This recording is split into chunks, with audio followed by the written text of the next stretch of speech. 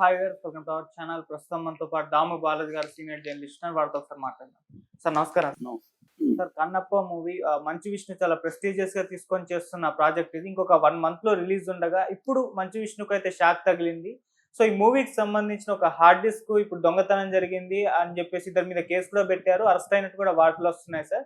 మరి ఏం జరిగింది, ఎలా జరిగింది ఈ దొంగతనం? ఇప్పుడు ఆ హార్డ్ డిస్క్ లో అసలు ఏముంది? ఇప్పుడు సినిమా రిలీజ్ విషయం అదే డేట్ లో రిలీజ్ చేస్తారా, మళ్ళీ పోస్ట్ పోన్ అయ్యే అవకాశం ఉందా సార్? కన్నప్పకి ఒక షాక్ తగిలిందని చెప్పాలి.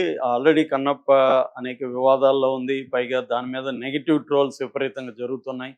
ఈ నేపథ్యంలో ఇప్పుడు ఒక షాకింగ్ న్యూస్ బయటకొచ్చింది. అదేంటంటే ఆ సినిమా హార్డ్ డ్రైవ్ బయటికెళ్ళిపోయింది అనేది ఇప్పుడు వార్త వస్తుంది. అది కానీ బయటికెళ్ళిపోతే వన్స్ అది కాపీ అయిపోతే ఇంకా ఒక్కసారి బయటికెళ్ళిపోయి ఆన్లైన్లో ఒక్కరు పెట్టేస్తే దాన్ని ఇంకెవడూ ఆపలేడు. మొత్తం సినిమా వెళ్ళిపోతుంది. ఆల్రెడీ దాని మీద విపరీతమైన నెగిటివిటీ ఉంది. దాన్ని థియేటర్కి వెళ్ళి మేము చూడాలన్న ఫీలింగ్లో ఉన్నారు.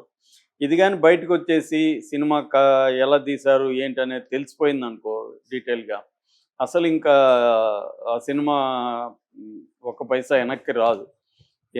ఆల్రెడీ దాని మీద నెగిటివ్ ఉంది. థియేటర్లకు బాగా రిలీజ్ అయ్యి థియేటర్లో జనం వచ్చి ఎందుకంటే ప్రభాస్ ఉన్నాడు కాబట్టి కొంతవరకు కాపాడుతాడన్న హోప్తో వాళ్ళు ఉన్నారు.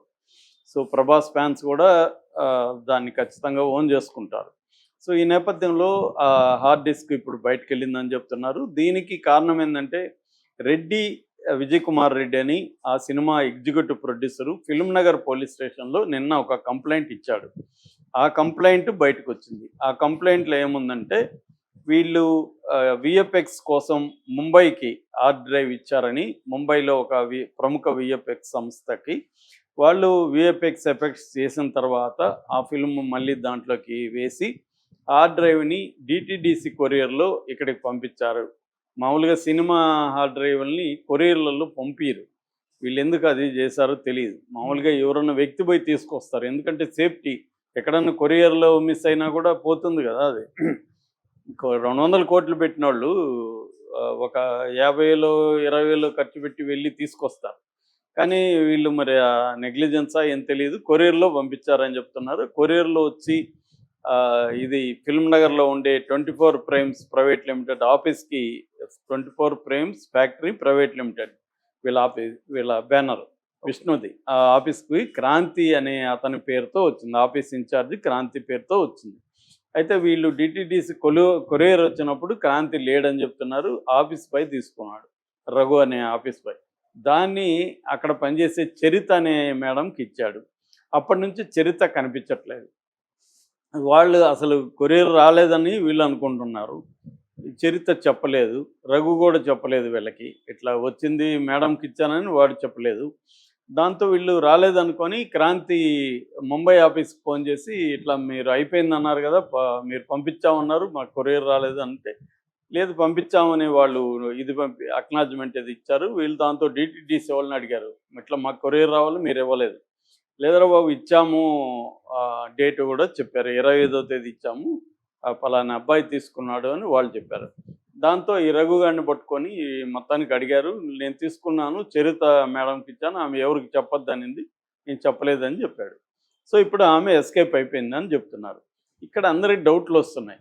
ఎందుకంటే ఇప్పుడు చరితన ఆమె ఎక్కడ ఉంటుంది, ఆమెకి ఫ్యామిలీనో ఏదో వ్యవహారాలు ఉంటాయి కదా, వీళ్ళకి తెలుసు కదా. ఆమె హార్డ్ డిస్క్ తీసుకొని వెళ్ళిపోయే అంత మూర్ఖపు పని చేస్తుందా, లేకపోతే ఈ టీమే డ్రామా చేస్తున్నారా పబ్లిసిటీ కోసం?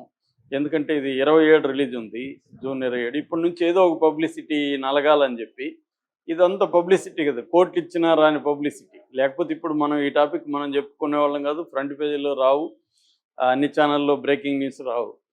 ఇదంతా వీళ్ళే చేస్తున్నారా అనే అనుమానం కూడా వస్తుంది. ఒకటి, ఇటువంటి ఇంపార్టెంట్ ఉన్న హార్డ్ డిస్క్ కొరియర్లో ఎందుకు పంపిస్తారనేది నెంబర్ 1.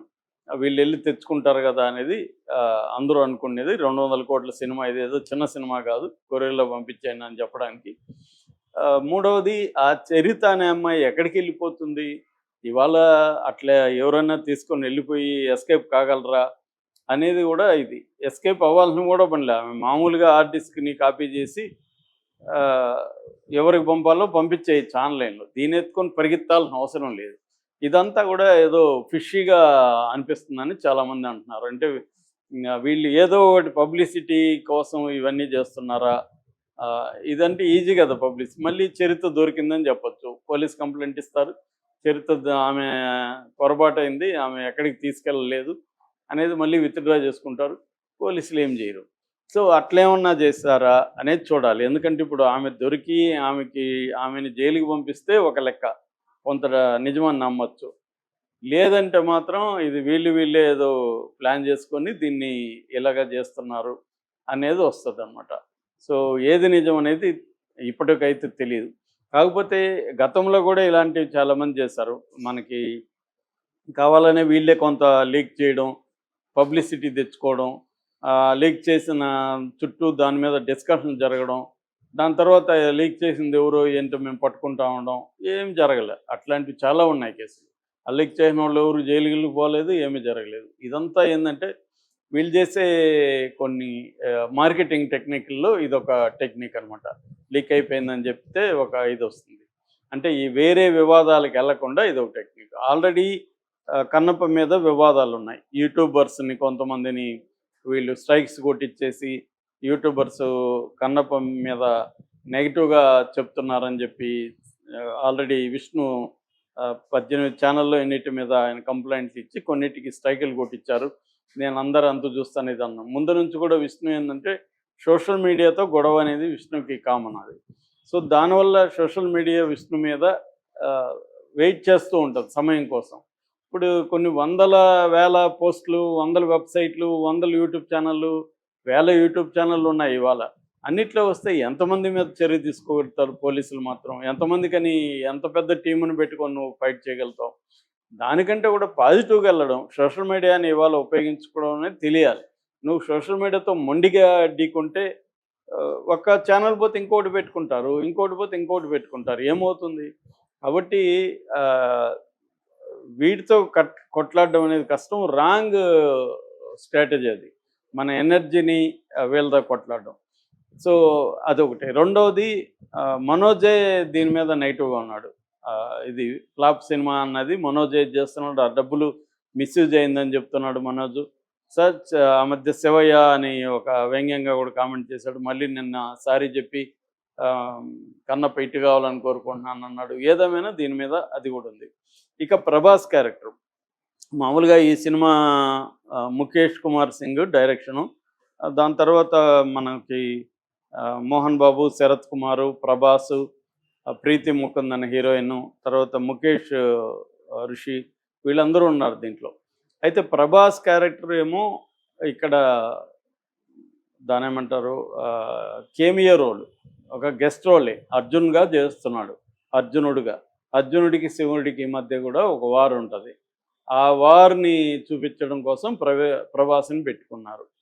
సో అంత తప్ప ప్రభాస్కి మెయిన్ కథతో సంబంధం లేదు.